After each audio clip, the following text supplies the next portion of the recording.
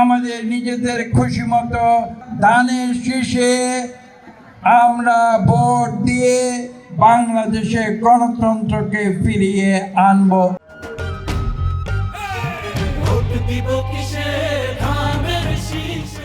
এই দেশকে গণতন্ত্রে রূপান্তরের শপথ আমরা নিয়েছিলাম। পূর্ববর্তী 15 বছর আপনারা বিভিন্ন বক্তার মুখে শুনেছেন কিভাবে স্বৈরাচারী আওয়ামী লীগ সরকার এদেশের গণতন্ত্রকামী মানুষের উপরে জুলুম করেছে, অত্যাচার করেছে, হত্যা করেছে, গুম করেছে, নির্যাতন করেছে এবং সর্বশেষ কিভাবে এদেশ থেকে স্বৈরাচার কাপুরুষের মতো পালিয়ে গিয়েছে।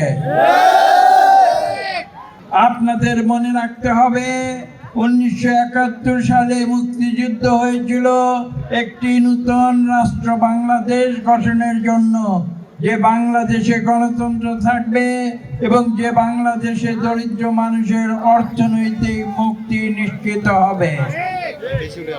কিন্তু পরবর্তীতে আমরা 55 বছরের ইতিহাস পর্যালোচনা করে দেখতে পাবো যে বাংলাদেশের সেই অগ্রযাত্রা বারবার ব্যাহত হয়েছে। এই দেশের মানুষ গণতন্ত্র, ভোটের স্বাধীনতা চায়। বিগত প্রায় 20 বছর এদেশের মানুষ ভোট দিতে পারে নাই।